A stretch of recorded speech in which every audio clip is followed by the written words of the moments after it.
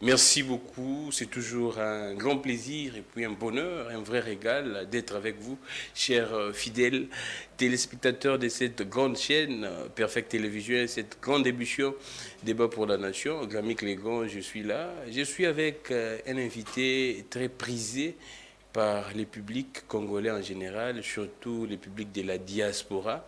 Alain Bolodjoa, président d'un grand parti politique qui s'affirme et se confirme, les battent. Avec lui, nous allons revenir sur les questions d'actualité. C'est vrai que l'actualité reste dominée par les retours de Moïse Katumbi après sa déclaration c'était France 24 et RFI, sa déclaration comme candidat président de la République en 2023 également, son annonce de quitter l'Union sacrée, cette plateforme au pouvoir, cette coalition autour du président de la République. Moïse Katumbi dit clairement qu'il n'y a pas de cadre, il n'y a rien, son cahier de charges n'est pas pris en compte. Nous allons revenir également sur les discours du président de la République, son adresse en tout cas, la dernière au niveau du Parlement réuni en Congrès. Le président a dit que cette année, l'année prochaine, ça sera plutôt une année électorale et la République démocratique du Congo va financer elle-même les élections de 2023. Nous allons également revenir sur la situation sociale. C'est vrai que beaucoup de Congolais se posent plusieurs questions. Nous sommes déjà pendant les festivités, déjà ce week-end, ce sera, je pense, Noël. Et puis, dans une semaine, bonne année. Les Kinois se posent des questions sur les sociales. Nous allons parler de ça également, l'eau, l'électricité, même dans plusieurs communes, juste après la pluie de lundi dernier. Plusieurs quartiers sont dans le noir, en tout cas, plusieurs quartiers plongent dans le noir et la SNEL ne dit absolument rien. Je prends les districts de la Funa. Tous les districts de la Funa, il n'y a pas du courant. Je prends également la commune de Kinshasa, un peu de Barumbu, un peu délimité, il n'y a pas de courant. Une semaine déjà. Et la SNEL ne dit absolument rien, ni les autorités. Le président de la République, dès son retour, a effectué un tour au niveau de la route nationale numéro 1. Jusqu'à présent, on ne sait pas comment est-ce que les travaux évoluent, mais il n'y a pas grand-chose. On en parle avec M. Alain Bolodjoa, toutes ces questions d'actualité. Merci beaucoup à Belgodor. Relais YouTube Peter Tiani, notre numéro, Peter Tiani RDC, notre numéro est affiché. Je profiterai également pour dénoncer, je ne sais pas pourquoi est-ce qu'on pourrait bloquer un simple journaliste et relâcher après plusieurs pressions. Des confrères, pourquoi toujours Peter Tiani, pourquoi toujours des journalistes que vous taxez, soit que vous comprenez comme des journalistes, ou soit vous prenez comme des journalistes de combat, pourquoi lorsque ces journalistes veulent se déplacer, ils doivent être interpellés, aucune raison. Le seul motif, c'est la décision de la haute hiérarchie. La haute hiérarchie, c'est quoi? La haute hiérarchie, c'est qui? On ne sait pas. Alain Bolodjoa, les BAT, comment vous allez? Oui, ça va. En tout cas, merci beaucoup pour l'opportunité. Mes salutations à tout le monde. Mes vœux le meilleur aux militaires, aux policiers, aux fonctionnaires de l'État, bref, aux oubliés de la République. Ce sont, en fait, les policiers, les militaires, ce sont des oubliés de la République. Comment exact. Ça? Des gens, ceux qui ne bénéficient pas des richesses du Congo et surtout pas de recettes mobilisées. Mais ils sont payés, par non? le gouvernement. Oui, qui peut vivre avec moins de 150 $. Mais il y a hausse de leur salaire. Oui, mais les derniers en a combien comme solde? Essayez de comparer ce que gagne un policier chez nous et ce que gagne un policier en dehors de chez nous. Nous sommes la nation qui ne veut pas prendre en charge... Nous n'avons pas les mêmes budgets, Alain Bolodjoa. Non, mais nous avons 3 fois le budget du Rwanda. Ah, d'accord. C'est déjà ça. Donc, je crois que nous devons nous ressaisir. On ne peut pas prétendre vouloir la paix et négliger son armée, sa police, ses services de sécurité, ses fonctionnaires, parce que ce sont eux qui exercent la puissance publique. Il faut que l'on en tienne compte. Alain Bolodjoa, c'est vrai que vous m'aviez coupé l'herbe sous les pieds. Nous sommes pendant les festivités. Et quelle est la température de la population étant qu'analyste politique? Je sais que vous côtoyez le peuple. Qu'est-ce que le peuple dit? Bon, je tiens à profiter de l'occasion pour demander à tous nos frères, nos concitoyens, qui ont participé à l'activité porte ouverte de l'année passée, on va refaire le même exploit cette année. Quel jour? Le 1er janvier. Ah, le 1er janvier. Dans ce que je pourrais appeler ma résidence. Ils peuvent repasser, ils peuvent venir. On va organiser un repas, on va partager un repas chaud avec tous ceux qui en voudront. Et fort malheureusement, très souvent lorsque nous faisons l'analyse sur la situation socio-économique du pays, on a tendance à attendre que la fin de l'année. Mais enfin, ce sont des moments très chauds où le peuple... Oui, très chaud, mais il faut compter 365 jours. Alors, parce que si on doit avoir ces réflexes-là, on risque de croire que les Congolais ne vivent que le 1er ou le 25 décembre. Il faut que nous arrivions à nous rassurer que les Congolais ont accès à l'eau, à l'alimentation équilibrée, ont accès à un logement décent, bref, arrivent à assouvir leurs besoins existentiels. Si nous ne pouvons pas le faire, et donc il faut comprendre qu'il y a un problème de gouvernance parce que la finalité de l'action gouvernementale, c'est l'amélioration des conditions de vie de la population. Exactement. Prenons la situation aujourd'hui. Ouais.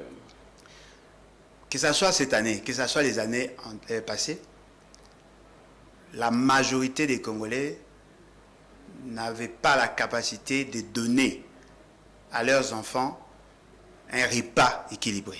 Ça, c'est déjà un principe. C'est un repas par jour, un repas équilibré, la quasi-majorité des Congolais ne sont pas en mesure de garantir à ses enfants. Mais ils s'efforcent quand même à le faire à la fin de l'année, et généralement le 1er. Ouais. Vous trouvez dans des quartiers, des gens s'organiser, dans des parcelles, les gens s'organiser. L'un apporte le poulet, l'autre apporte du riz, et ainsi de suite. Ils essayent de s'organiser, ils mettent assez de musique, et ces jours-là, les enfants arrivent à avoir ne fût-ce qu'un morceau de poulet.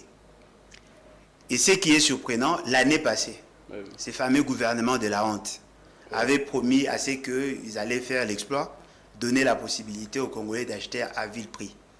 Et ce qui est surprenant, jusqu'aujourd'hui, ces fameux poulets béton n'ont pas été vendus. Également et le fameux chinchard, comment Macron ou comment on peut appeler, le premier ministre, comment il s'appelle, Sama Lukonde, personne n'a vu cela. Et les Congolais pensaient qu'ils pouvaient revenir sur le même dossier cette année.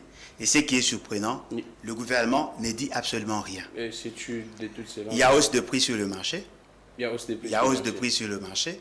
Et ça va encore augmenter parce que la demande sera croissante. Et personne ne nous rassure qu'il y aura stabilité de prix. Déjà, je vous informe, si vous allez, il y a une augmentation de prix déjà sur le marché. Et ce qui sous-entend que les Congolais, non seulement qu'ils n'ont pas d'argent, mais ils n'ont pas de pouvoir d'achat. Et deuxièmement, il y a déjà un problème en termes du marché. Donc nous pensons que les Congolais, de manière générale, ne vont pas fêter, mais vont faire semblant de fêter. Et alors, et jusqu'à présent, je n'ai vu aucune mesure prise par le gouvernement pour ces festivités. En tout cas, moi, je sais, jusqu'à présent, je ne vois aucune mesure prise par le gouvernement, comme venait là de dire Alain Bolodjoa, la baisse même des prix des vivres, soit des non-vivres. Jusqu'à présent, non. On ne sait pas, le gouvernement est préoccupé par la situation, c'est vrai, de l'Est, mais ici également, les gens doivent avoir à manger parce que c'est également le devoir de l'État de nourrir, de donner, de disponibiliser également les vivres et la nourriture pour la population. Alain Bolodjoa, comment est-ce que vous expliquez ces silences du gouvernement en ce moment? C'est parce que le gouvernement est préoccupé avec la situation de l'Est, il y a beaucoup de choses, ou bien le gouvernement est distrait? Non, mais distrait, c'est le mot qui convient. Oh. Déjà, ils ont une vision minimaliste. Parce qu'aujourd'hui, dans le monde entier, les pays qui ont des grandes aspirations ne peuvent même pas parler de bonne année, de Noël en termes de la nourriture. Parce que si le gouvernement, l'économie fonctionne normalement, ce sont plutôt les opérateurs économiques qui s'organisent pour qu'ils ne soient pas en rupture de stock. Ce n'est pas une politique que l'on doit mettre en place que pour la fin de l'année. C'est l'économie qui s'organise. Le fait seulement que notre économie n'est pas systématisée, n'est pas bien structurée, ça fait qu'à chaque fois, il faut que l'on tienne compte de ça. C'est-à-dire qu'il faut augmenter la demande. Mais ce qui est important, c'est d'abord les revenus. Ces fameux gouvernements de la honte n'ont même pas l'intention de voir le Congolais sourire, ne fût-ce qu'une journée par an. Oh. Ils n'ont Le gouvernement n'a aucune intention de voir le Congolais. Non, ils sont là. C'est un gouvernement Kunda Bibembe. C'est-à-dire qu'ils sont là, ils attendent à ce qu'il y ait des catastrophes pour montrer leur bonne foi, à chercher à résoudre le problème de mort, alors que les vivants qui sont là ont besoin d'avoir ne fût-ce qu'à manger. Si l'État veut intervenir, il doit jouer sur le prix. Ils n'ont rien fait. Si l'État doit intervenir, il doit jouer sur les revenus de ceux qui émargent dans le budget de l'État. On n'a rien senti. Vous allez vous rendre compte que si pas le premier, le 2 ou le 3, si nous faisons pression, ils vont inviter les militaires à aller prendre un carton pour 4 ou 5 personnes. Là, aller si prendre on fait un sac. pression. Si on fait pression, si on ne fait pas pression, ça passe. Parce que déjà, le militaire, les enseignants, bon, prenons le militaire et le policier, n'ont pas de syndicats. Ouais. Les enseignants ont des syndicalistes qui font par moment pression. Et fort malheureusement, au regard de la configuration actuelle, on ne sait pas s'il reste encore clean. Parce que dans la plupart des cas, il y a la corruption et tout ce qui va avec. Donc, c'est à nous, classe politique de l'opposition, de faire pression à ces fameux gouvernements de la honte pour qu'ils arrivent au moins à penser à ceux qui travaillent pour le compte de l'État. S'ils n'agissent pas à ce niveau, ce qui veut dire qu'ils ne feront rien. Comment voulez-vous, des gens qui n'ont pas d'emploi, parce que déjà, juste qu'ils sont là, depuis qu'ils sont là, quel est le nombre d'emplois créés? Ceux qui émargent dans le budget de l'État, il n'y a pas un accroissement en termes de revenus. La hausse de prix sur le marché, ils sont incapables de juguler la situation. Et d'ailleurs, comment s'appelle le ministre en charge de l'économie? Il y a un intérimaire. En fait. Démissionnaire, mais il n'a pas déposé voilà. jusqu'à la démission. C'est-à-dire que c'est un gouvernement de jouisseurs, des gens qui veulent là, voir... Selon vous, hein, non, mais bien évidemment, je confirme. C'est un gouvernement de jouisseurs, des gens qui aiment voir le malheur du peuple. Plus il y a la paupérisation de la population, plus ça justifie leur enrichissement insolent. Alain Bolojoa, et comment vous réagissez quand vous êtes en train de peindre ces tableaux pratiquement sombres de la situation économique, même sociale, de la population congolaise et puis du pays, mais le président dit que de plus en plus l'économie marche mieux lors de son adresse à la nation, l'état de la nation. Bon, ça dépend des agrégats que lui utilise. Alors, si l'économie marche mieux, ouais. c'est-à-dire qu'il y a l'accroissement du taux de croissance, c'est-à-dire qu'il se base à l'évolution du PIB, produit intérieur brut. L'économie marche mieux. On a dépassé 70 milliards de dollars là. Sur base de quoi il est dit? Quand l'économie marche, il y a création d'emplois. Parce que tous les raisonnements ne doivent pas seulement être figés sur le cadre macroéconomique, qui a 4 variables explicatives. Vous avez la problématique de la croissance économique qui se mesure par le produit intérieur brut PIB, c'est-à-dire que lorsqu'il y a augmentation de la quantité en termes de production, on sous-entend que dans cette quantité-là, toutes choses restant égales par ailleurs, il y a augmentation du revenu au niveau de la valeur ajoutée au niveau national. Quel est aujourd'hui le taux de croissance par rapport à la situation antérieure? Deuxième élément, c'est l'inflation. Il faut que l'on nous dise la maîtrise de l'inflation parce que apparemment les indicateurs tels que présentés par la Banque centrale et INS, apparemment ça ne reflète pas les réalités. Il y a une augmentation de prix sur le marché, mais on nous présente une maîtrise de l'inflation. C'est quand même contradictoire. Vous prenez la situation de la balance des paiements. Quel est le degré des exportations et quel est le degré des importations pour que nous sachions qu'effectivement notre économie gagne du terrain, il y a embellie économique. Vous prenez en termes de l'emploi. Là, tout ça, le président n'a pas dit. Hein. Non, mais il ne peut pas dire ça. Il est de quelle école? Peut-être que son approche, c'est juste de se contenter des déclarations faites par son ministre en charge des Finances. Peut-être que ça. Parce que si vous prenez en termes de création d'emplois, la productivité, l'économie, lorsqu'on parle de l'économie, c'est tout un système qui part de la production jusqu'à la consommation. Allons-y. Qu'est-ce qu'il y a eu comme amélioration? Si vous nous dites qu'il y a augmentation de la production, quels sont les facteurs de production que vous avez pu utiliser? Et des appuis budgétaires. Non, mais l'appui budgétaire, nous sommes dans le domaine de finances. Nous sommes dans le domaine des finances. Lorsqu'on vient vous appuyer financièrement, ce n'est pas votre économie qui produit. C'est-à-dire que vous vivez sous bonbonne. Lorsqu'on vous dit qu'il y a augmentation des revenus nationaux, on peut prendre le risque de vous croire. Mais ces revenus nationaux est réparti en 3 d'après l'esprit de la Constitution. Il faut que le province ait les 40%, il faut que la caisse de péréquation ait les 10%, et il faut que le gouvernement ait les 50% pour appliquer son programme, son budget d'exécution, le budget d'investissement, de fonctionnement, et ainsi de suite. Si déjà les provinces n'ont pas les 40%, si la caisse de péréquation n'a pas les 10%, que faites-vous de cet argent? Parce que lorsque nous prenons au niveau national, d'ailleurs je tiens peut-être à vous rappeler, allons-y. Dans le domaine de la santé, département de la santé, il y a des agents de l'État qui ont fait plus de 14 mois impayés. Plus de 14 mois. Plus de 14 mois impayés. Salaire. Non, mais ils ont fait plus de 14 mois impayés, que ce soit la prime, que ce soit les salaires. Ça fait partie de la rémunération, non? C'est-à-dire que si ces gens-là ne sont pas payés, on suppose, et d'ailleurs, il y a plusieurs enseignants qui ne sont pas payés, plusieurs policiers qui ne sont pas payés, plusieurs militaires qui ne sont pas payés, plusieurs autres agents de l'État qui ne sont pas payés. Vous nous parlez de la capacité mobilisatrice, mais personne ne sent cette capacité mobilisatrice. Voilà pourquoi j'ai dit, M. Félix Tshisekedi est victime des informations qu'on lui fournit. Il doit avoir le courage d'entrer ne fût-ce que sur Facebook et voir la température au niveau de la société. Vous envoyez le président sur Facebook. Non, mais apparemment, il n'a pas d'autre source. Il se contente de suivre ce qu'on lui dit à la télé par le ministre. C'est le président, il a toutes les données, c'est les mieux informés de la République. Non, mais M. Félix Tshisekedi ne veut pas avoir toutes les données. Parce que lui-même vous dit à chaque fois qu'il n'était pas informé. Il y a des choses qui l'échappent. Il ne doit pas se contenter des informations lui fournies par le membre de ce que vous appelez union dite sacrée. Il doit palper les réalités du terrain. Alors, c'est pratiquement, ça sera la dernière émission de cette année avec Alain Bolojwa. Je pense qu'on l'aura l'année prochaine. Et parce qu'aujourd'hui déjà, c'est l'avant-dernière semaine, je pense. Alors, Alain Bolojwa, il y a 2 actualités qu'on doit essayer un peu d'épiloguer très vite. Sur les ordonnances du président de la République, les dernières ordonnances. Je prends les cas de la CNSS. Il y a Alexis, c'est qui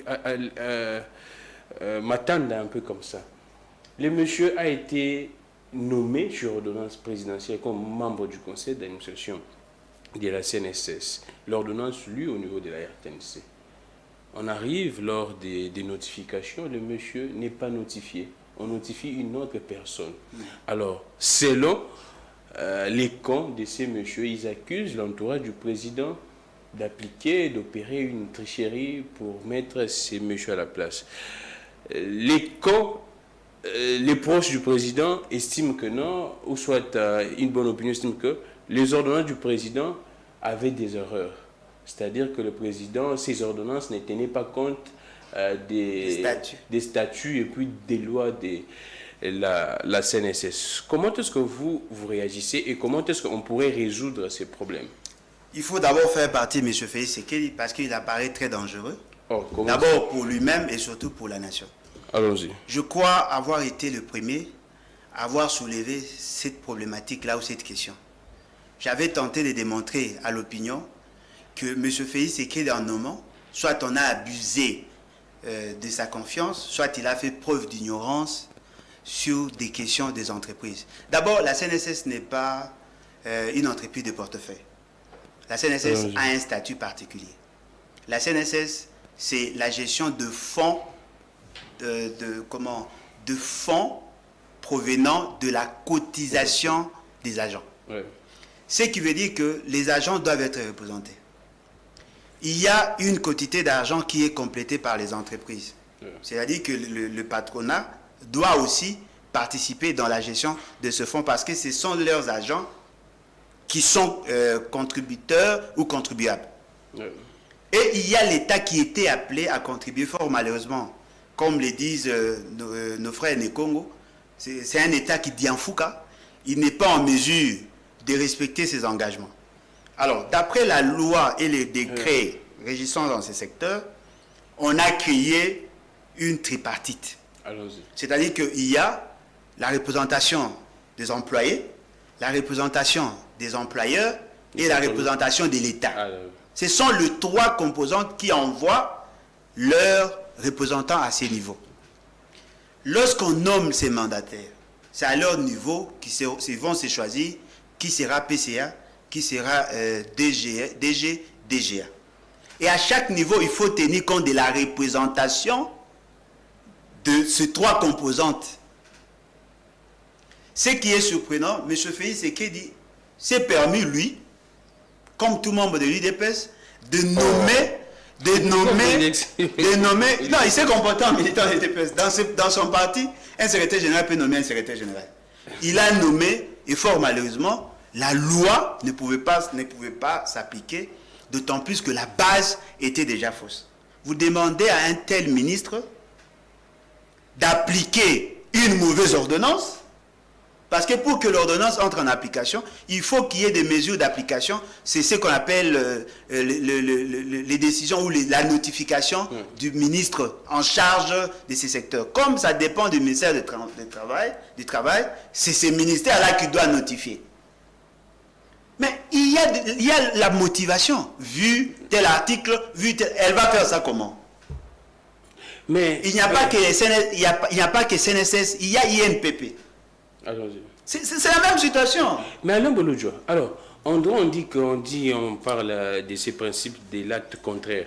Alors, comment expliquer que non, c'était l'ordonnance et jusqu'à présent, je ne sais pas s'il y a eu une nouvelle ordonnance qu'on n'a pas lue sur les ondes de la RTNC, mais on voit une autre personne être notifiée. Non, le problème c'est que ce soit ceux qui sont notifiés, que ce soit ceux qui voulaient être notifiés. Athanase Matenda, l'ancien ministre en charge des Finances.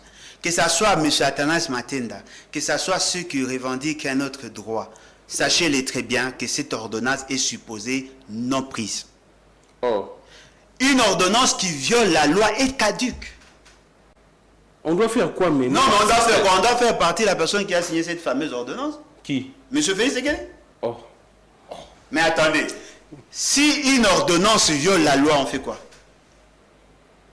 Parce que dans la charpente, dans la charpente législative, je ne pense pas qu'une ordonnance peut surplomber la loi. La loi fixe les cadres. M. Félix Tshisekedi ne vient que prendre une ordonnance mettant sur base de cette loi-là.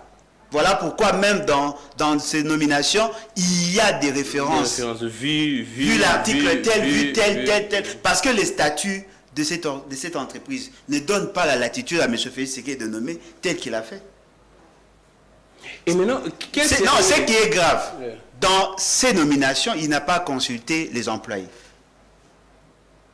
Voyez-vous? C'est-à-dire que ce sont les employés qui protègent leur argent. Et vous décidez de manière unilatérale de nommer des gens. Alors, Alain Bolodjo, quelle serait encore la valeur d'une ordonnance présidentielle avec tout ce que nous voyons? Pratiquement, c'est dans chaque nomination du président qu'il y a des ratés, des erreurs. Ah, mais bien évidemment, il faut considérer les ordonnances de M. Félix comme une ordonnance médicale. Ça dépend de la personne qui en bénéficie. Si vous êtes malade et qu'on vous prescrit le produit pour la malaria, si vous avez la malaria, tant mieux pour vous. Donc, il faut comprendre, quand je vous dis que c'est un danger pour la République, je l'ai dit en connaissance de cause. Comment M. Félix Tshisekedi, à qui on donne plus de 670 millions de dollars pour le fonctionnement de cette institution? D'après vous, hein, pas moi. Non, mais le budget. Ah, d'accord. Le budget. Et d'ailleurs, la loi sur la reddition des comptes. Oui. Et puis, deuxièmement, à qui on a donné plus de 1000 collaborateurs qui sont payés. Comment peut-il commettre autant d'erreurs sur des ordonnances qui ont généralement que 3 à 4 articles? Comment pouvez-vous expliquer ça? Il a le conseiller spécial, il a les conseillers principaux, il a le conseiller, il a les chargés d'études, il y a le membre de cabinet, les autres membres du service d'appoint du cabinet, mais il se permet quand même de commettre autant d'erreurs. Et lorsque le syndicaliste se sont inscrits en faux, ils ont eu à faire des déclarations. Moi, je pensais que M. Félix Séké allait se ressaisir. Il devait retirer. Oui, normalement, c'est ça. Retirer cette ordonnance. C'est ça, jusqu'à présent, ces ordonnances ne sont pas retirées. Non, mais justement, parce que ça n'a aucune valeur en dehors d'une ordonnance médicale. Parce que dans un pays sérieux, on ne peut pas faire un débat sur une mauvaise ordonnance qui ne peut pas être appliquée. Alors, merci beaucoup Alain Bolodjoa. Nous poursuivons cette émission. Ça fait un peu, si je pourrais dire, ça fait très mal du compte de la personne qui a été lue sur les ondes de la RTNC. Alain Bolodjoa, je prends encore une autre actualité qu'on doit effleurer vite. La conférence de gouverneurs au niveau de votre province. Je sais que vous êtes un grand notable au niveau de l'espace Grand Équateur. Selon les informations à mon possession, je ne sais pas si l'actualité a évolué, on aurait bloqué les décaissements dans les cabinets du ministre des Finances. Et on suspecterait un certain monsieur-là qui, avant de libérer les dossiers pour... En fait, le ministre a déjà signé, mais pour envoyer les dossiers au niveau de la banque pour les paiements, apparemment, il y a des rétrocommissions, ainsi de suite. Comment vous réagissez face à ces dossiers? Bon, il n'y a pas que ça comme élément. Je voudrais d'abord dire à M. Félix Séké, si vous voulez aller à l'Équateur, il faut d'abord résoudre le problème de Maman Denise. Maman Gisèle Mpela. Oh, comment ça? Oui, il faut résoudre ces problèmes-là parce que la première fois... Elle est qui? Elle est ressortissante de là-bas, oui. Il faut d'abord chercher à résoudre ce problème parce que vous risquez de ne pas être bien reçu parce que l'impression que vous avez donnée, c'est comme si vous ne respectez pas les Équatoriens. Il y a un problème là-bas. Oui, oui. Donc ces problèmes-là, il doit chercher à les résoudre avant de fouler. Non, mais Gisèle Mpela est ressortissante de là-bas. Alors, elle a fait quoi? Elle a droit d'être défendue par ses frères. Oh, elle a fait quoi alors? Oui, je l'ai dit. Pourquoi être M. Félix Séké, non, mais M. Félix Séké lui-même est informé. Il sait de quoi. Parce que l'opinion la première fois. Savoir, non, mais l'opinion est supposée connaître. La première fois qu'il voulait y aller, je crois que c'était l'une des raisons qui a retardé son arrivée là-bas. Il doit d'abord résoudre ses problèmes parce que les Équatoriens sont trop exigeants sur cette question. Deuxièmement, pourquoi M. Félix Séké veut-il organiser la conférence de gouverneurs au niveau de l'Équateur aujourd'hui? Parce qu'il avait prévu de le faire, ça fait plus de 4 mois déjà. Pourquoi n'est-il pas arrivé à l'organiser? Parce que ça serait la première fois pour lui, en tant que président, de fouler le sol de l'Équateur, la province de l'Équateur, parce qu'il était déjà à Zongo. Lorsqu'il était à Zongo, pardon. Lorsqu'il était à Zongo, il avait promis à la population de là-bas qu'il allait leur envoyer le bac. S'est-il rassuré que ces bacs-là est opérationnel? Ces bacs, le bac pour traverser. Non, mais il doit se rassurer. Parce que dans les informations que nous avons, ces bacs-là n'est pas opérationnel. On ne le prend pas au sérieux là-bas. Deuxième élément. Dans la grande province de Sud-Ubangi, dans la province de Sud-Ubangi, non, du nord de Sud-Ubangi, il avait enclenché le contrat qui était en cours. Il avait accéléré les choses. Aujourd'hui, à Zongo et à Libenge, il y a du courant dans la centrale de la SNEL. Depuis le début de l'année jusqu'à aujourd'hui, nous sommes à la 11e mois. Au 11e mois, pardon. Ce qui est surprenant, la population n'a pas toujours l'électricité, mais la société qui a reçu l'électricité doit continuer à payer les factures. Il y a encore un autre dossier qui doit résoudre. Donc, c'est-à-dire qu'à l'Équateur, il n'y a que un groupe d'inconscients qui pensent que M. Félix Séké pourrait apporter quelque chose. Un groupe d'inconscients, non, s'il vous plaît. Cela veut dire... N'appelez pas des compatriotes comme ça. Non, mais on peut être compatriote et être inconscient. Un peu de respect au peuple. Non, mais ce n'est pas le peuple. Je parle d'un groupe d'inconscients. Je n'ai pas parlé du peuple. C'est-à-dire qu'il a beaucoup de dossiers. S'il arrive à l'Équateur, il dira quoi? Donc, quel serait son discours? À vous entendre parler, le président... Il n'est pas le bienvenu là-bas.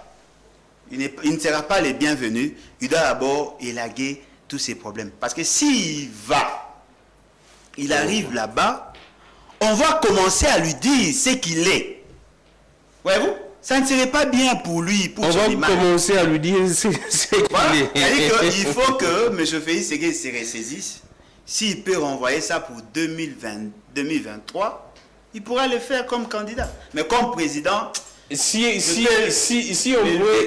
on pourrait dire au président ce qu'il est, le président est qui? Moi, je sais qu'il est le président. Non, mais il est ce qu'il est. Le père de la nation. Il est ce qu'il est.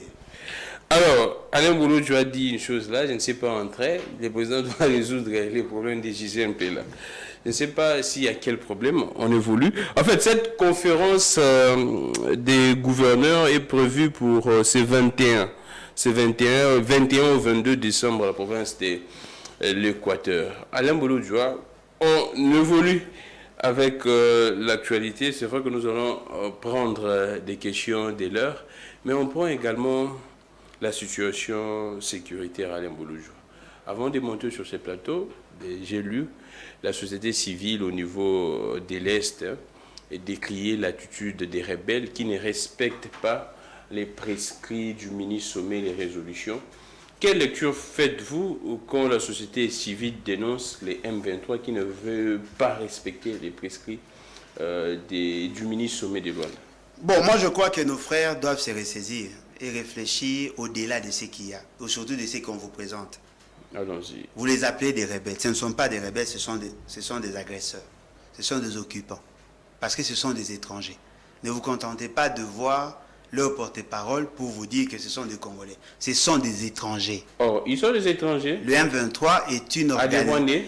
Ce sont des Rwandais. Des Rwandais et des Ougandais qui sont utilisés justement pour nous empêcher de connaître l'envol tel que nous le souhaitons. Mais entre, je pense, si je n'oublie pas Lutundu, là où Julien Paluku, un d'eux a dit qu'il y a également des Congolais au sein de... Non, mais bien évidemment, dans Rwanda, il y a aussi des Congolais qui y travaillent. Ça ne fait pas de cette entreprise congolaise. Ce n'est pas le fait que vous trouvez des Congolais que ça devient une organisation congolaise. Sauf peut-être si M. Félix Ségué veut nous dire que ce sont des rebelles. Il les a traités des terroristes qui travaillent sous la coordination de Kagame. Aujourd'hui, qu'est-ce qui a changé? Et puis deuxièmement, soyons sérieux. Qu'est-ce qui a été conclu là-bas? Quand vous parlez des accords, le M23 n'a pas signé les cessez-le-feu avec Félix Ségué. Le M23 sont en pourparlers avec le gouvernement congolais. Ouais. C'est-à-dire que c'est comme ça que nous devons comprendre les choses. Parce que si vous pensez que ces fameux accords lient le M23, vous vous trompez. Le M23 ont leurs revendications que M. Félix Ségué seul connaît. Il le sait. Les présidents, c'est les revendications. Qui a ressuscité le M23? Le M23, c'est lui, c'est M. Félix Ségué. Le président qui a ressuscité. Mais je vous dis, le M23 était chez nous ici, à Kinshasa. Ils ont fait plus de 14 mois. Là, tu fais les relais du discours des étrangers, là, des agresseurs. Non, mais et des Mbata. Ah, d'accord, oui. M. Mbata a confirmé. Oui, je me rappelle, sur la RTNC. Moi, maintenant, c'est mort sur la RTNC, mais devant Christian Bosembe. Il a confirmé que ça faisait partie de leur stratégie. Ce sont eux qui sont allés prendre le M23 là où ils étaient, au Rwanda. Ils les ont amenés, Rwanda, au Ouganda. Ils les ont amenés ici. Ils ont été entretenus, engraissés. Et puis après, ils ont été envoyés, peut-être envoyés en mission. Qui peut nous garantir ici en mission que ce pouvoir n'est pas derrière le M23? Qui peut nous garantir ici que le M23 ne fait pas partie d'une stratégie boutiquée au niveau de ce que vous appelez abusivement l'Union sacrée? Bien qu'à l'époque, c'était les FCC cachés. Labo. Alors, voilà. C'est-à-dire que ce sont eux qui sont à la base de ces M23. Ce que nous devons faire, nous n'avons pas besoin d'attendre à ce qui est le respect du cessez-le-feu. Non, nous devons plutôt nous organiser pour faire la guerre à tout ennemi de l'intérieur et de l'extérieur. C'est-à-dire qu'il faut considérer le discours de qui? De Mouzito, apparemment. Non, mais c'est d'ailleurs l'esprit de la Constitution. Oh, c'est l'esprit de la Constitution. C'est l'esprit de la Constitution. De faire la guerre. Non, mais bien évidemment, on n'a pas créé l'armée pour négocier avec les terroristes. Ah, d'accord. Et on ne négocie pas avec les terroristes. Lorsque je disais à la population, attention, M. Fayiseke n'est pas sincère dans ce qu'il vous dit. J'avais tenté de vous démontrer que M. Fayiseke était déjà en pourparlers avec les M23. Personne ne me croyait. Lorsque je vous disais que le M23 n'existe pas, ce que vous voyez là, c'est le M23 prime, parce que c'est la dérivée du M23 que M. Fayiseke a formaté. Personne ne me croyait. Aujourd'hui, lorsque je vous disais que M. Fayiseke va continuer à négocier avec le M23, personne ne me croyait. Mais ils sont aujourd'hui en négociation. Parce que justement, les Congolais ne veulent pas lire. Il fallait lire le communiqué final sanctionnant la fin des assises à Luanda pour vous en rendre compte. C'est-à-dire qu'on a donné la responsabilité au chef MG d'aller négocier, parlementer, écouter le M23. Ils vont prendre les résolutions de ces assises, ils vont amener au niveau du président des États membres de EAC. C'est là où maintenant ils vont prendre la décision. Il y a un projet de loi d'amnistie au niveau du gouvernement pour éponger tout ce qu'il y a eu comme crime du M23. Tout le monde a moins l'ingale pour que tu comprendre bien. Moi, parti, on a le lobby phrase. Monsieur Fayiseke dit azolo basolote nanga lo ba mo mususu mena bangi no ki bako kata bino signal. Kata bino signal. Monsieur Fayiseke n'est pas sincère. A signé a yokani na batu ou ya ba M23 amemi bangwa. Ye muta amemi bangwa.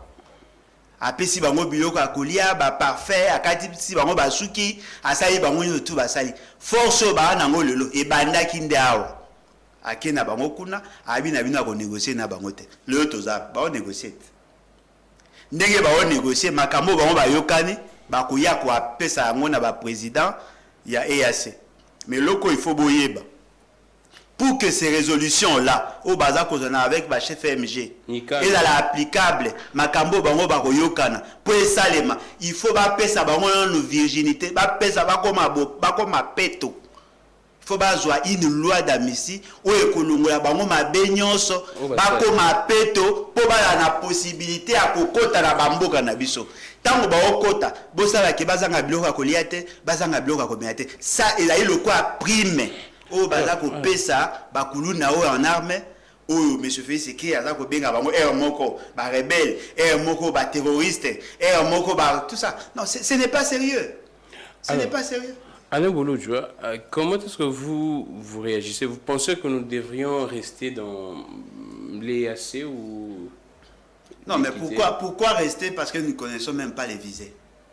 Oh. Je peux vous certifier ici M. Fayiseke ne connaît pas le vrai objectif de l'EAC. Mais ce traité a été analysé au Parlement, non? Non, mais analysé au Parlement justement parce que les gens ont fait voir à M. Fayiseke qu'il ne pouvait pas porter seul la responsabilité. Il avait déjà signé des accords. Allez voir, le traité, ce fameux traité a été ratifié le 11, si je ne m'abuse pas, le 11 juillet 2022. Mais nous avons déjà commencé à subir les effets des EAC déjà au mois d'avril 2022. Au nom de quel principe? Parce que nous n'avons pas encore ratifié. Il y a des communiqués de l'ancien président kenyan sur nous au nom des EAC. Il y a des résolutions qui étaient prises par rapport au désarmement de la zone Ituri, Nord Kivu, Sud Kivu et une partie de Tanganyika, en faire une zone sans armes, alors que nous n'étions pas encore membres. Au nom de quel principe? Alors, comment vous réagissez face à cette théorie des zones tampons où cette force régionale va rester jusqu'à ce que, selon le président burundais, je pense, l'armée congolaise deviendra forte pour protéger et sécuriser la population? Oui, c'est ça. C'est en fait une manière de résumer le degré de la haute trahison. Et je crois que le jour où nous aurons des institutions sérieuses, M. Fayiseke sera devant son juge naturel. C'est tout de même surprenant de voir des gens qui ont prétendu avoir commencé les réformes de l'armée. Ils ont parlé de financement. Ils nous ont dit que notre armée devenait de plus en plus professionnelle. Et ce qui est surprenant, c'est M. Fayiseke qui a dit cela à ses pairs des EAC. Ils n'ont rien inventé. C'est M. Félix Séké qui a dit ça. Et lui-même l'a dit à plusieurs reprises. M. Félix Séké vous dit que l'armée était devenue une mafia. Il a dit devant Christophe de Sakoni. M. Félix Séké vous a dit qu'on ne peut pas gagner la guerre avec une armée de brassage, de mixage. M. Félix Séké l'a dit. M. Félix Séké vous a dit qu'il y aurait des gens qui travailleraient pour le compte des ennemis de la République alors qu'ils se retrouvent dans notre armée. En quoi c'est différent avec ce que ce président a dit? Lorsque vous dites du mal de votre femme, ne soyez pas surpris qu'elle soit insultée par le voisin. C'est ça. C'est-à-dire que M. Félix Séké a du mépris pour l'armée congolaise. Il suffit seulement de voir comment il a procédé. Il a préféré appeler les Kenyans, appeler les autres nations, au lieu de mettre l'accent sur notre propre armée. Il y a possibilité de redynamiser cette armée. C'est possible parce qu'il y a des Congolais conscients qui sont là. Il y a des académiciens, des gens qui ont suivi autant de formations. On a tendance à saboter nos Congolais et à prendre ceux qui viennent de l'étranger. Mais ceux qui viennent là ne viennent pas pour se battre pour nous. Ils viennent se battre pour eux. Peut-être que les gens ne le savent pas. Ce qu'on appelle la zone tampon, ce n'est pas une zone neutre. Parce que je vois, il y a beaucoup de confusion. De confusion, oui, exactement. La zone tampon, c'est une zone qui sépare deux personnes qui sont en conflit. C'est-à-dire que vous avez d'une part l'État congolais, qui est supposé être en conflit avec le M23. De l'autre côté, vous avez les M23, qui sont supposés être des étrangers. Et cette force vient se mettre au milieu entre les deux tendances. Mais cette partie-là qui sera occupée par les M23, c'est notre République. Notre constitution dit ceci. Oui. Tous les agents de l'État ont l'obligation de veiller sur l'étendue nationale. C'est-à-dire que l'intégrité territoriale, c'est un droit, mais surtout un devoir sacré. Comment un président de la République peut-il signer un accord qui suspend les dispositions pertinentes de l'article 63? Alors, Alain Bouloudjoua, c'est de la haute trahison. Comment vous pourriez répondre à ces gens, ces occupants qui disent que les M23, vous dites que Tobi Manamboka, Torokende Wapi, c'est ceux qui disent nous allons aller où si nous quittons la RDC? Bon, ils vont se rendre où? Le problème, c'est que le fait seulement que la confusion a été entretenue par ceux qui sont au pouvoir. Vous savez, il n'y a pas longtemps, oui, il y a un groupe, je crois que ça doit être un groupe de militants de l'UDPS, quelque chose comme ça, parce que j'ai vu dans ces groupes, il y a même des journalistes proches de la famille. Tu sais, des journalistes qui disent ça? Oui. Ils m'ont appelé par appel conférence. Oui. Appel conférence, ils m'ont appelé. Et dans ces groupes-là, je me rends compte qu'il y avait M. Ngoma Willy. Oh! Je vous dis. Attendez d'abord. Attendez. Je vous dis. Qui est là-bas la régie? Non, mais je vous dis, c'est ça. Vous pouvez vérifier. Je vous dis, c'est ça. Ils m'ont appelé. Un groupe de gens non, mais ils ont lancé l'appel. Oui. Ils ont lancé l'appel. Ils échangeaient avec Ngoma, avec ces fameux monsieur Ngoma. Et je me suis retrouvé là-dedans. J'ai vu, il y avait plusieurs numéros, tellement que je n'ai reconnu que le numéro de ces journalistes. J'ai pris les téléphones. Parce que ça me demandait de valider l'appel. Oui. J'ai validé l'appel et j'ai entendu quelqu'un parler. Oui. Il y avait échange entre eux. Un groupe WhatsApp. Allons-y. Et j'ai entendu la voix de ces délinquants prendre la parole. Ils commençaient à leur expliquer des choses qui sont apparemment vraies. Parce que tout ce qu'ils disaient, c'est ce qui s'est fait. Mais là, c'est grave. Non, mais voyez-vous, c'est-à-dire qu'il y a des Congolais qui sont en train de comploter contre la République. Il y a des journalistes proches du pouvoir d'après vous. Non, mais c'est ça l'appel. Oui, je peux voir. C'est ça l'appel. J'ai vu. Je ne sais pas, mais là... Voyez-vous, c'est-à-dire qu'il y a des gens qui complotent contre la République et fort malheureusement, les gens pensent que nous devons nous taire. Non. Vous avez entretenu le M23. Et ce qui est surprenant, ce fameux Ngoma-là était militant de l'UDPS. Je ne sais pas s'il a quitté. J'ai vu les photos. On ne sait même pas s'il a quitté. J'ai vu ces photos. Alors, on vous dit qu'ils étaient ici. vous trouvez dans cette organisation un membre de l'UDPS. Et ce qui est surprenant, M. Félix Tshisekedi avait dit à l'opinion qu'il ne va pas négocier avec les M23. Le Parlement a dit qu'ils vont tout faire sauf négocier avec les M23. Aujourd'hui, qu'est-ce qu'ils font? Ils sont pour parler avec les M23.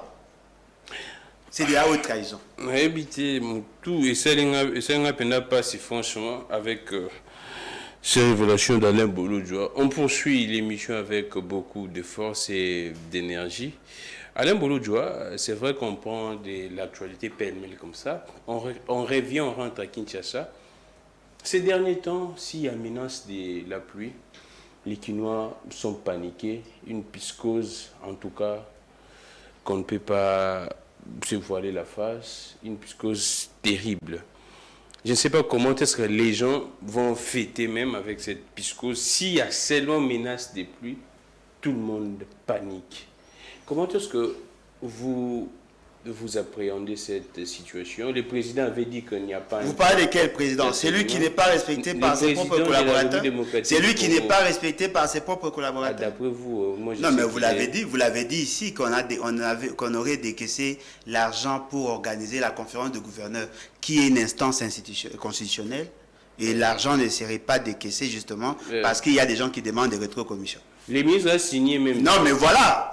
Vous parlez de qui? De ces présidents-là qui n'est même pas respecté par ses propres collaborateurs. Il y a un problème de mauvaise gouvernance. C'est simple. Tout ce que vous vivez là, c'est un problème de mauvaise gouvernance. Et si on essaierait d'établir des responsabilités, c'est à Gentini, au président de la République, au gouvernement central, à qui la responsabilité incombe? La responsabilité incomberait d'abord à M. Félix Tshisekedi, parce que c'est un mauvais manager. Pourquoi? Je vais vous le démontrer. À M. Félix Tshisekedi, un mauvais manager. La responsabilité constitutionnelle de gestion incombe au premier, M. Sama Lukonde. La responsabilité incombe à ces gouverneurs, je dirais même ces fameux, parce qu'il fait preuve d'incompétence notoire. Tout le monde les critique, mais jusqu'à présent, il demeure toujours... Non, mais il demeure, justement parce que c'est un sportif. Justement parce que c'est l'ami à Félix Tshisekedi.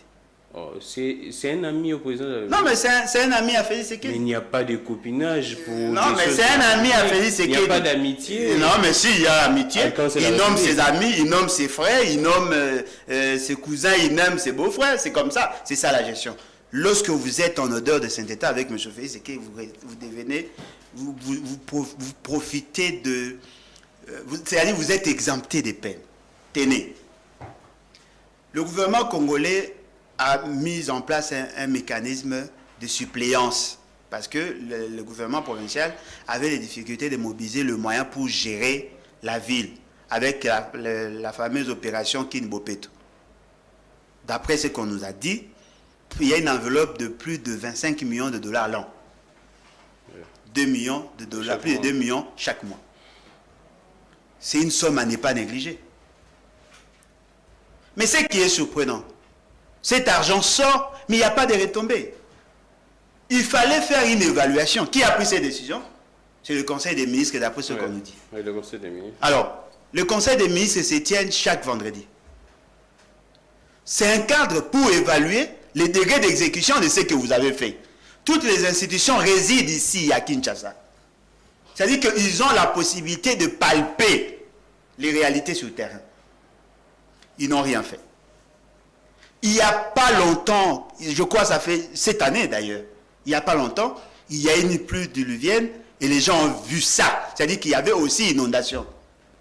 J'ai vu ces fameux gouverneurs faire des déclarations disant qu'il aurait pris une série de décisions, des mesures pour endiguer, pour résoudre ces problèmes-là. Parmi ces solutions, curer. Oui. On avait essayé de commencer sur Triomphal. Là. Essayer. C'est-à-dire qu'au lieu d'anticiper, eux ne font qu'essayer. On n'essaye pas en étant gouvernement. Pendant quelques heures. Voilà. Ils ont tenté de le faire. Ils ont dit qu'ils devaient casser les constructions anarchiques. Jusque-là, ils n'ont pas fait de cartographie. Et aujourd'hui, ils apparaissent surpris de voir qu'il y ait de morts. Il y a plus de 150, on disait. Ce qui veut dire quoi? Ils sont dans une politique Yakuna Bibembe. C'est-à-dire qu'ils laissent pourrir la situation et à la fin, ils viennent comme de solution. Non, c'est à cause de vous que les Congolais sont morts. Parce que le fait seulement que vous avez constaté qu'il y a un problème de stagnation de eau, il y a un problème d'écoulement de eau, la moindre de choses, il fallait mettre en place des politiques publiques. Et vous décaissez comme ça 25 millions de dollars sans suivi. Et aujourd'hui, il y a des Congolais qui meurent. Ce qui est vraiment surprenant, c'est de voir que ce gouverneur vous dit, ça fait près de 6 mois qu'il ne reçoit plus du gouvernement ces fameux 2 millions de dollars. 6 mois, ça fait 12 millions. C'est-à-dire que les Congolais sont morts parce que l'État congolais avait refusé de décaisser l'argent en faveur du peuple. Ne fût-ce 12 millions. En fait, selon mes sources au niveau du ministère des Finances, on dit que cet argent ne serait pas mieux géré. Il y a des détournements, ainsi de suite. C'est pourquoi on avait bloqué. Ah, ils ont bloqué parce qu'il y a des détournements. Qui est sanctionné? En dehors du peuple, qui est sanctionné? Les résultats ne se suivent pas, c'est pourquoi... Non, mais voilà, qui est sanctionné? En dehors de ceux qui sont morts, ceux qui ont perdu leur maison, qui est sanctionné? Parce que lorsque vous constatez qu'il y a détournement, le détournement, c'est un crime. S'il y a détournement, il faut qu'on arrête des gens. S'il y a détournement, il faut qu'il y ait des gens qui soient sanctionnés. Qui est sanctionné? Ce qui veut dire qu'on ne sanctionne pas parce que c'est une sorte de cartel. C'est un réseau mafieux. Des gens qui profitent de leur fonction pour s'engraisser au détriment de la population. Et ce qui est surprenant, ils vont prendre l'argent de l'État pour aller enterrer le mort. Vous n'avez pas l'argent pour sauver des vies, mais vous avez l'argent pour enterrer. Et même dans cet argent qui va sortir, ils vont encore détourner. De voleurs. Même Lambo. Non, mais ce sont des voleurs. Ce sont des voleurs. Des détourneurs de pilleurs. Non, mais quand vous dites que l'argent a été détourné, celui qui détourne est appelé Alain Bolojwa, on évolue. En tout cas, c'est vrai que nous tendons sûrement et petit à petit à la fin. Madame Bolojwa, on prend la situation, les présidents rassurés, que c'est 2023, l'année prochaine, c'est une année électorale. Vous le croyez aussi? C'est ça que nous a interdit la campagne électorale précoce. Je ne poserai pas la question à Alain Bolojwa si sera candidat. Ce n'est pas une campagne électorale. S'il vous plaît, Alain Bolojwa, vous ne représentez pas l'émission avec moi. Non, mais moi. ce n'est pas une campagne électorale. S'il vous plaît, Alain Bolojwa. Il faut dire à votre CESAC là, il faut dire à votre CESAC, lorsqu'on parle de la campagne électorale, ça veut dire votez pour moi. Mais lorsqu'on dit qu'on est candidat, ce n'est pas de la campagne. Sinon, Félix Ségué serait déjà sanctionné parce qu'il avait dit ça. S'il vous plaît, Alain Bolojwa. Alors, Alain Bolojwa, avec tout ce qui se passe, je sais que vous êtes un très bon analyste. Denis Kadima pose des contraintes. C'est vrai qu'il publie les calendriers. Et ces calendriers même est contesté à l'interne. Naturellement. C'est l'UDPS. La question que je me pose, avant la publication, il n'y avait pas eu de discussion à l'interne? Ou qu'est-ce qui s'est passé pour que madame les rapporteurs puissent contredire? À part ça, là c'est juste une sous-question. Mais la grande question, quand vous analysez, en se basant sur les contraintes de M. Kadima, les élections pourraient avoir lieu d'ici décembre 2023 ou non? Vous savez, lorsque vous êtes géré par des gens qui proviennent de partis désorganisés, désordonnés, il vous sera difficile d'avoir une bonne gouvernance. Et quel est ce parti? Non, mais les deux PS et consorts. Un peu de respect. Là où un secrétaire général peut nommer un secrétaire général. Je voudrais vous démontrer que ces gens-là ne sont pas sérieux. La première des choses, le grand principe, les décisions sont prises, les orientations ou les premières décisions, le premier degré des décisions, c'est le bureau. Le deuxième degré des décisions, c'est la plénière. Et je crois que c'est ça l'organigramme de la CENI. C'est-à-dire que lorsque vous êtes au niveau du bureau, le membre du bureau participe dans l'élaboration des stratégies à mettre en place à ces niveaux-là. Pour que ces stratégies-là soient rendues publiques, soient exécutables ou exécutoires, cela doit quitter le bureau pour aller au niveau de la plénière qui est supposée être souveraine. Exactement. Alors, comment quelqu'un qui est membre du bureau peut-il contester la légitimité du calendrier? Ce qui veut dire quoi? M. Denis Kadima n'est pas dans la logique de la loi. M. Denis Kadima est dans la logique idépécienne. Oh. C'est-à-dire que quand il conçoit, le fait seulement qu'il est inspiré par les Sphinx, quand il conçoit, il prend ça et il impose aux autres.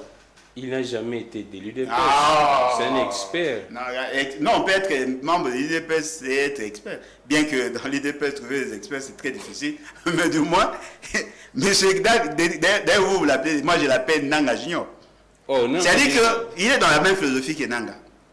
Il prend un calendrier, parce que nous avons fait pression.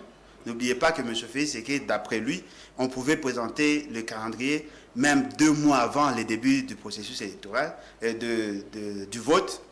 Pour lui, il ne trouvait pas d'inconvénient. Oui, il avait devant France 24 et RFI. C'est ça la conception de l'ICC. Il publie le calendrier. Tout calendrier est toujours assorti de contraintes. Vous ne pouvez pas trouver un calendrier sans contraintes. C'est normal d'avoir des contraintes. Mais quel type de contraintes? Il parle de finances. Non, mais il ne parle pas en termes de finances, en termes de retard de décaissement. Exactement. Mais il y a également une contradiction là. Quand le gouvernement dit que non, il décaisse de l'argent, plus de 500 millions même déjà. Non, mais voilà pourquoi je vous dis. Vous pouvez décaisser 500 millions, mais ça arrive en retard. Comme aussi, vous pouvez prétendre avoir décaissé 500 millions, alors que l'organe consommateur de ces fonds-là, de ces crédits, ne l'a pas reçu. Naturellement, il y a contradiction. Ce qui veut dire quoi? Non, mais ce qui veut dire quoi? Vous devez vous attendre un jour de voir que le contrainte soit une stratégie pour provoquer ce qu'eux appelleraient les glissements. Moi, j'appellerais ça glissade. C'est une glissade. C'est la glissade. Ça ne sera pas un glissement parce que le glissement est volontaire. Vous glissez et vous savez comment vous allez vous en tenir à la fin. Mais avec la glissade, vous ne savez même pas comment vous allez tomber. C'est-à-dire qu'ils veulent vous dire, M. Denis Kadima vous dit, j'ai publié les calendriers. Si le gouvernement ne veut pas que je l'applique, tant pis pour vous. L'essentiel pour moi, je l'ai fait. Non, ce n'est pas une formalité administrative. C'est une exigence de gestion. Il faut que le calendrier soit réaliste.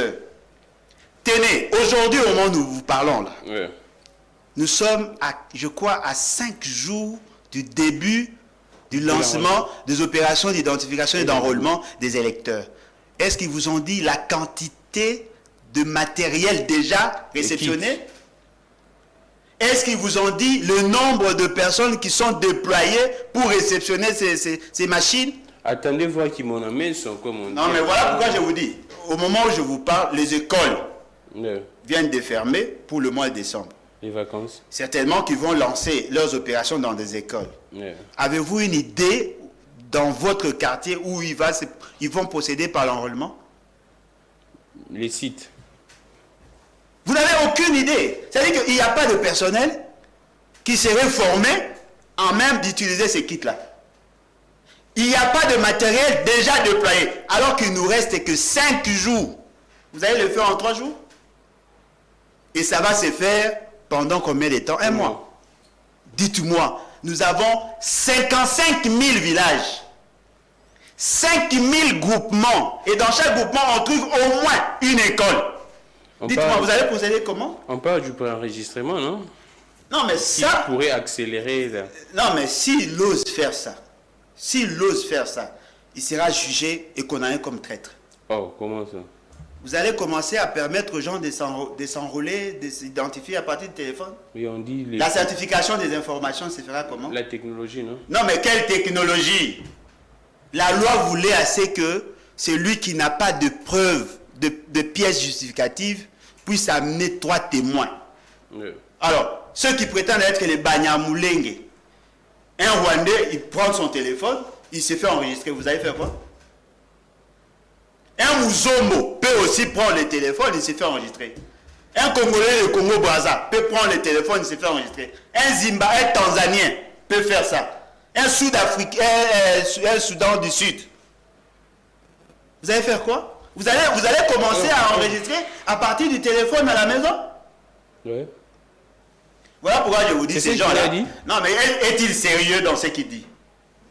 Mais c'est la technologie. Non, mais quelle technologie? Non, dites-moi, si je prends mon téléphone, je me fais enregistrer comme Alain Tshibangou Kalala, vous allez faire quoi pour savoir que ce n'est pas mon nom? Qu'allez-vous faire? Dites-moi. La magie.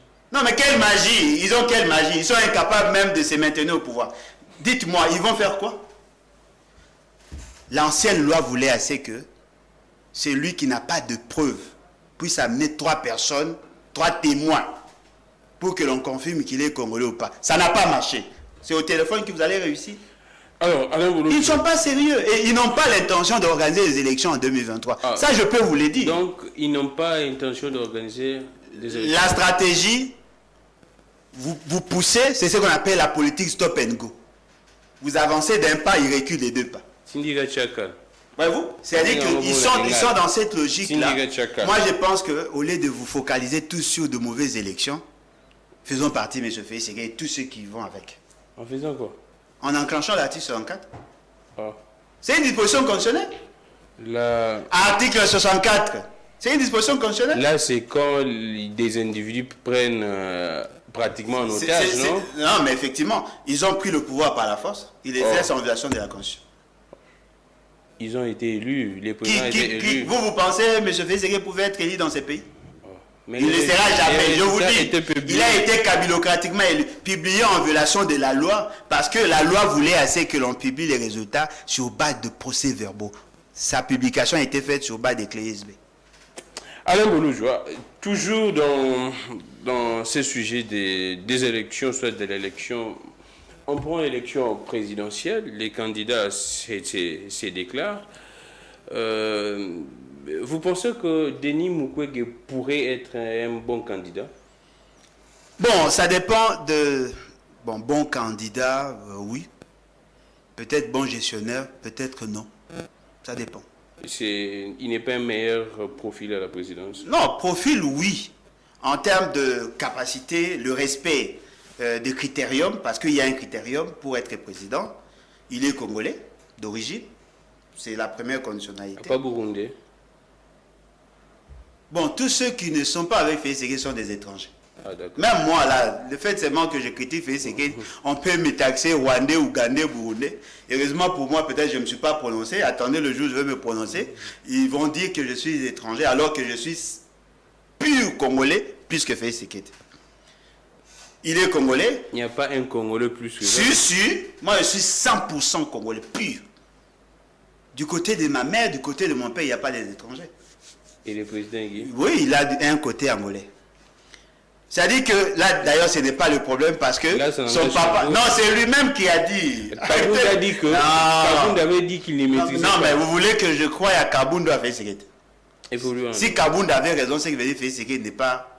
Ah, heureusement, vous n'avez pas compris. C'est-à-dire que je voudrais vous dire, le docteur Mukwege, intelligent, il l'est. Ah, d'accord. Il a un background, c'est un professeur d'université. Des universités. C'est un médecin. Il a fait ses preuves. Je crois qu'il répond au profil. Par rapport à ces critères. C'est un prix Nobel. Congolais, il l'est. Sauf peut-être s'il y a une affaire étrangère au niveau de l'IDPS pour distribuer les nationalités aux gens, mais il est congolais. Et puis, il a une moralité qui est connue de tous. Il n'a pas de casier judiciaire et comme ça, il peut être candidat. C'est ça l'essentiel. Mais maintenant, être candidat, c'est une chose. Mais être un bon gestionnaire en est une autre. Et vous doutez il faut... de ça? Non, je ne doute pas. Mais jusque-là, il n'a rien dit. Je ne connais pas son programme, donc je ne peux pas dire qu'il sera un bon gestionnaire. Voyez-vous? En termes de candidature, ça c'est bon. Et d'ailleurs, si on mettait Dr Mukwege et Félix Tshisekedi, même les morts voteront pour Dr Mukwege. Justement pour sanctionner M. Félix Tshisekedi. Qui peut prendre les risques de voter un monsieur comme Félix Tshisekedi? Voyez-vous? Il y a des Congolais qui valent quelque chose, qui peuvent faire quelque chose. Mais ce qui est surprenant, tous celui qui se déclarent candidat, d'ailleurs ils ne sont pas candidats, ils sont candidats à la candidature. Tous ceux qui se déclarent candidats à la candidature signent l'acte de décès. Vous voyez toute la machine idépécienne commencer à les attaquer. Oui, on prend également les cas de Katumbi qui s'est prononcé publiquement. Il y a des attaques actuellement. Non, mais ce qui est surprenant, je pense, sincèrement, je pense que l'UDPS est mal placé pour parler des Katumbi. Comment ça? Je leur prive le droit d'en parler. Pourquoi? M. Katumbi était ici au Congo. Il était membre du MP. Il était gouverneur.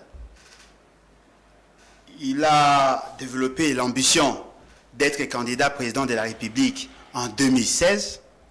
Il n'a pas pu justement parce qu'il était en dehors. C'est vrai qu'il avait un problème de justice. Il est sorti pour se faire soigner. On lui a refusé de rentrer parce que son passeport était... tout ça, nous connaissons l'histoire. Mais il a été porté, il a été soutenu par qui? Par l'UDPS. C'est un Congolais. Il était ancien gouverneur. Il mérite d'être candidat président. J'ai vu la vidéo du J'en ai. Nous commençons à jeter ou à lancer les vidéos une à une pour dire aux gens que l'UDPS ne sera jamais sincère, ne fût-ce qu'une fois. Oh. Ils ont encensé M. Moïse Katumbi. Vous savez pourquoi? Parce qu'il vivait sous les mamellons de ces derniers. Oh, s'il vous plaît. C'est lui. Non, mais je vous dis, c'est lui qui a choisi le secrétaire général. C'est lui qui a choisi le secrétaire général. Mais laissez-moi parler. Là, moi, je ne vous laisse pas parler. L'UDP, c'est un grand parti. Non, vous les appelez quand sur base de quoi? Qui contribue. Non, quand quoi? Contribue où? Depuis très longtemps. Non, ils ont acheté le moto il n'y a pas longtemps. Ils ont acheté le moto il n'y a pas longtemps. L'UDP s'est acheté un siège, non? Non, mais vous savez comment ils ont acheté? Comment? Vous voulez que je vous donne l'information? Comment? Il y a un président, un ancien président angolais qui réclame tout ça. Vous voulez que je vous dise comment ils ont pu mobiliser cet argent? Comment? Mais attention, je connais suffisamment ces partis. Oh, donc il vivait sous les mamelles. Non, mais bien évidemment. Moïse Katumbi a payé l'argent pour les candidats. Etienne Tshisekedi. Non, mais qui a payé les factures de l'hôpital? Oh, les sphinx de Limité. Oh, mais c'est grâce à Moïse Katumbi qui sont ceux qui sont là en termes de partis politiques. Qui a choisi l'ancien secrétaire général? Oh, Kabound. Oh. Ah bon, Kabound était un choix des... Non, mais bien évidemment, Moïse Katumbi avait acheté l'UDPS. Vous ne les connaissez pas? Voilà pourquoi vous pensez que c'est un grand parti. Non, il n'a pas sorti. Monsieur Moïse Katumbi a payé la caution pour les candidats de l'UDPS. Oh, en 2018. Bien évidemment, j'ai une vidéo des militants d'ensemble. J'en ai. Monsieur Moïse Katumbi a payé la caution pour les candidats de l'UDPS. Monsieur Katumbi a nourri la famille. Oh, la famille. Monsieur Katumbi a payé les billets pour les autres là. C'est comme ça qu'ils l'ont défendu. Mais je vous dis ce que je sais. C'est comme ça qu'ils ont tenté, ils ont défendu M. Moïse Katumbi. Il est arrivé ici, il a été reçu en Chipoy, au Congo. Les gens l'ont reçu. Parmi les gens, là, il y avait la représentation de l'UDPS. On nous a ressassé ici que c'est grâce à Félix Tshisekedi que M. Katumbi est revenu. C'est un Congolais, sa maman est congolaise, et voilà pourquoi il fallait qu'on lui donne son passeport. Les gens ont applaudi. Nous gardons les vidéos. Aujourd'hui, ils nous disent que Katumbi n'est pas congolais. Non, il a quatre nationalités, on sort. Non, mais quatre nationalités, s'il a 4 nationalités, il peut renoncer à ça. Ah, d'accord. D'ailleurs, je vous dis, j'ai suivi M. Félix Tshisekedi. Dire la question des nationalités, ce n'est pas un problème. Le fait seulement qu'il était déjà gouverneur, il ne veut pas entrer dans ça. C'est-à-dire que pour M. Félix Tshisekedi, tout celui qui était gouverneur peut être candidat président. C'est ça la compréhension de la Constitution. Un Congolais par naturalisation peut être gouverneur. Mais pour être candidat président, il faut être Congolais d'origine. Pour que M. Moïse Katumbi soit candidat, il faut que l'un de ses parents soit congolais. Et ceux qui nous ont donné l'assurance que Moïse Katumbi est Congolais d'origine, c'est l'UDPS. Ils nous ont démontré que la maman de Moïse Katumbi est congolaise d'ici. Automatiquement, il peut être candidat. Il a de l'expérience, il était gouverneur.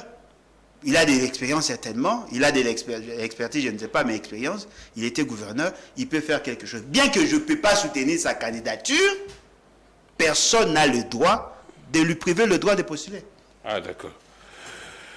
Merci beaucoup. Alors, on fait une petite pause, on va rentrer pour donner la dernière parole pour aujourd'hui à M. Alain Bolo. On suit ces images de retour également, pas parce qu'on parlait de lui, de Moïse Katumbi. Son retour aujourd'hui au niveau de l'aéroport de Louano à Lubumbashi.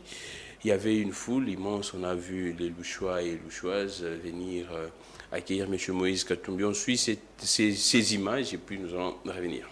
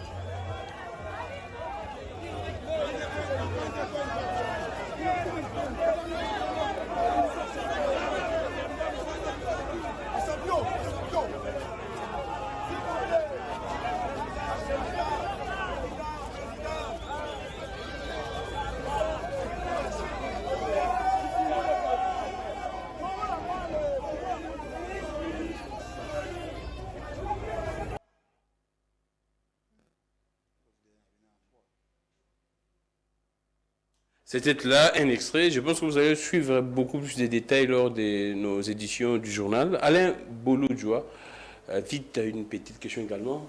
Quand Katumbi disait, soit dirait qu'il vient pour sauver les pays, vous pensez que ces pays doivent être sauvés ou bien l'autre camp estime que non, les pays est déjà dans les bons? Bon, déjà, s'il n'y a pas une autre vidéo que celle que je viens de voir, il a vraiment du pain sur la planche. Il doit vraiment beaucoup travailler parce que le Moïse Katumbi que nous connaissions ne pouvait pas avoir... ça c'est réservé pour les Daniel Safou et consorts. Il devait faire mieux que ça. Voyez-vous, Jacques Ndala, je comprendrais. Si c'est tout ce qu'il y avait comme monde, il y a un problème. J'ai dit ceci. Le pays est effectivement en danger. Mais devons-nous compter sur Moïse Katumbi? Personnellement, je ne pense pas. Voyez-vous, s'il a la nationalité congolaise, de par sa maman, il a droit au chapitre. Études faites, il semblerait qu'il aurait poussé les études un peu plus loin que M. Félix Tshisekedi, d'après ce qu'on nous dit. Oui, j'ai suivi Moukeba qui parlait de ça. Oui, il semblerait. Je n'ai pas de précision. Mais, au-delà de tout, il était, il n'y a pas longtemps, membre de l'Union sacrée. C'est-à-dire les dangers que nous courons aujourd'hui, il a y à participer également dans ça. Lorsque nous disions à M. Félix, c'est que, attention, vous ne pouvez pas quitter la Mouka pour aller embrasser M. Félix, que vous connaissez assez bien. C'est vous qui payez les billets. C'est vous qui avez pris en charge pratiquement cette famille de pèse. Vous le connaissez assez bien, ils ne sont pas dignes de confiance. Cela a donné dans l'opinion, comme si par moment, il est complaisant dans ses choix. Ah, d'accord. Alors, selon les volontés. Prenez les anciens collaborateurs. De qui? De M. Moïse Katumbi. Apparemment, tous sont partis. Il va commencer à recruter. S'il recrute dans les mêmes conditions, il aura le même c'est-à-dire la même catégorisation, la même nature des individus. Il y a des gens qui sont devenus aujourd'hui ministres grâce à Moïse Katumbi. Ils sont partis. Parce qu'apparemment, il est plus entouré par des cupides, pas par des gens qui défendent des valeurs. Nous apprenons, je ne sais pas si c'est vrai, il y aurait M. Chéribin Okende, qui reste en odeur de sainteté avec son parti. Il y a Mwando Simba aussi, Christian Mwando, le fils du vieux, qui serait encore en odeur de sainteté avec lui. C'est-à-dire que jusque-là, il n'a que 2 personnes. Peut-être avec les autres collaborateurs qui ne s'affichent pas trop. Je vois son fidèle de fidèle.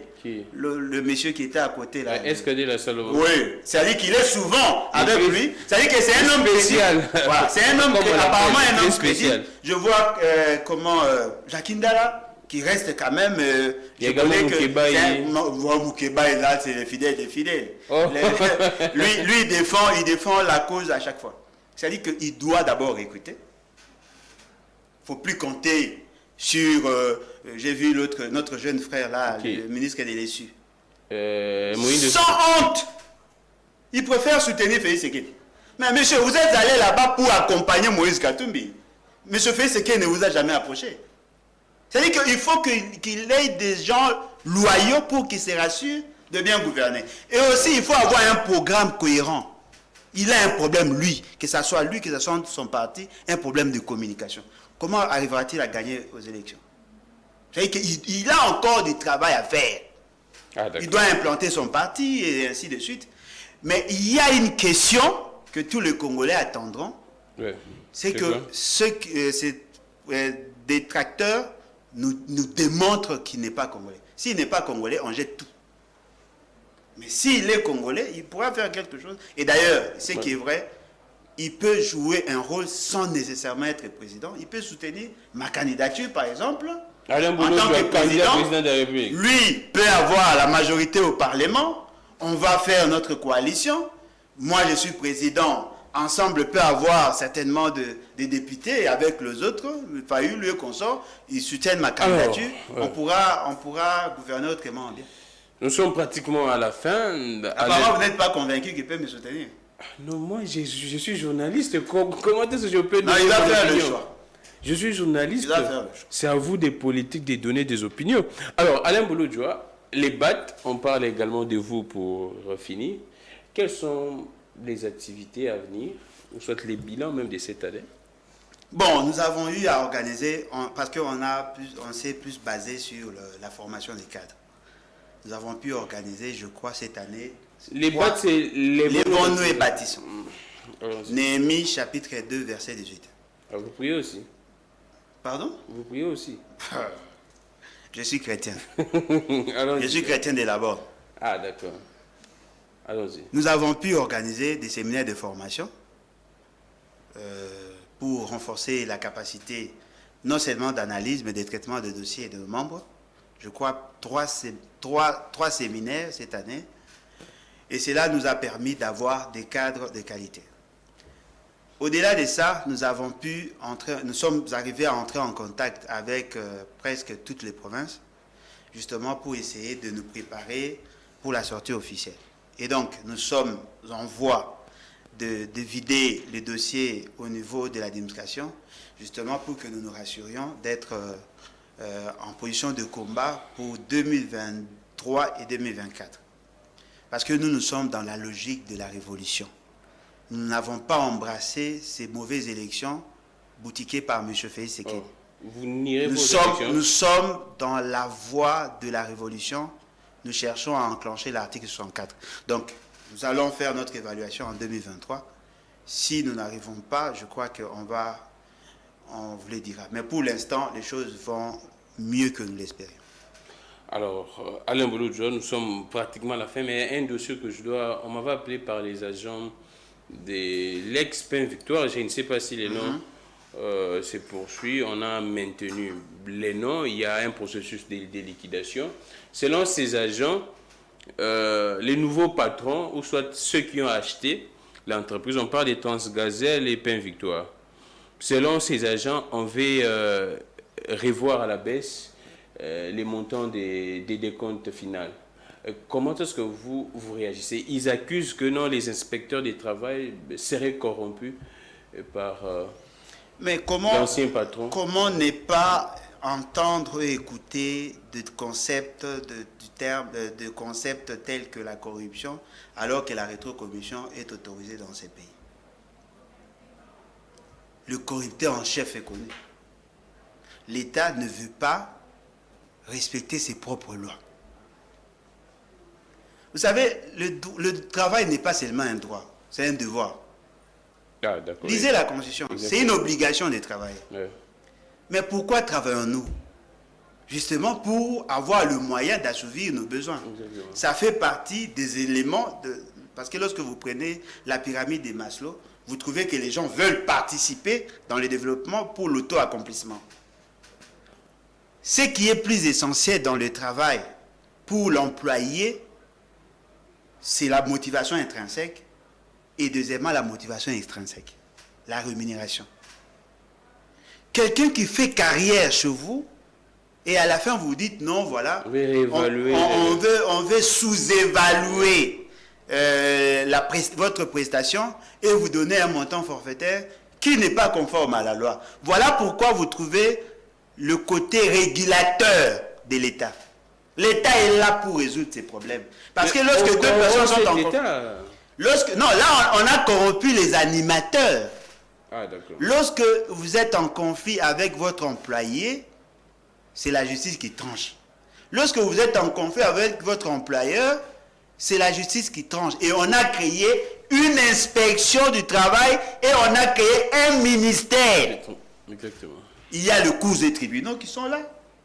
Il y a l'inspection du travail qui est là. Il y a le ministre ou son cabinet qui est là. Et vous me dites ici qu'il y a des gens qui se plaignent, mais aucune décision n'est prise par l'État. Ils m'ont appelé, j'ai vraiment des audios, j'ai enregistré là en tout cas toutes mes excuses, les agents. C'était pour ma sécurité, ma protection. J'ai des audios où les agents se plaignent qu'on veut sous-évaluer leur décompte final. Et c'est triste, ils n'ont pas acquis c'est voué en tout cas. Ils pensent que tout est déjà traité. Non, mais si c'est traité, cela veut dire que l'État est défaillant. Parce que l'employé a des droits. S'ils étaient sanctionnés par l'employeur, là, on allait appliquer facilement. Mais s'il s'agit des avantages, justement, pour leur survie en tant qu'ancien agent, vous pensez qu'ils n'en ont pas droit. Mais ils ont des familles, hein. Ils ont des familles. Alors dites-moi, si vous n'êtes pas en mesure de protéger un petit groupe de Congolais, pourquoi cherchez-vous à avoir le pouvoir? La première fois de voir un président de la République passer à la télé, dire que les députés provinciaux sont corrompus, c'est avec M. Félix Tshisekedi. Les sénateurs sont corrupteurs, c'est avec M. Félix Tshisekedi. La rétrocommission est autorisée dans ces pays, c'est avec M. Félix Tshisekedi. Et voilà, aujourd'hui, il y a des victimes. Ouais. Et il est dit mot. Mais vous êtes là pour quoi, vous êtes là pour faire quoi? Merci. Je demande aux agents de manifester. On va vous soutenir. Manifester, c'est un droit consacré. Merci beaucoup Alain Bolo-Djoa. C'en est fini pour aujourd'hui. J'ai réservé pour vous, comme vous le constatez, Monsieur Alain Bolo-Djoa, initiateur et président des Lèvons-nous et Bâtissons, ces grands partis politiques qui s'affirment et se confirment au sein de la révolution, comme il a si bien dit. Les programmes restent comme tels. Perfect Télévision, merci beaucoup à vous tous. Comme je disais, le CESAC a interdit la campagne électorale précoce. Le CESAC dit que les sanctions seront sévères. Le CESAC s'est adressé aux médias, aux professionnels des médias, également aux politiques. Les sanctions... CESAC s'est adressé aux politiques. Les sanctions... Les sanctions... Ça, c'est qui votre confrère qui ça vous savez. S'il vous plaît. Non, il doit relire la loi. C'est une suggestion. Non, lui, il va gérer les politiciens, il est qui? Les sanctions seront sévères et aucun pardon ne sera toléré. Lui, il va sanctionner les politiciens en quoi faisant? C'en est fini pour aujourd'hui. On se retrouve demain pour une prochaine émission. Que les dieux de toutes les inspirations continuent de nous inspirer et de vous inspirer également. Relais YouTube, Peter Etienne RDC, merci à Belgodo, merci beaucoup. Afi Alungela, au revoir.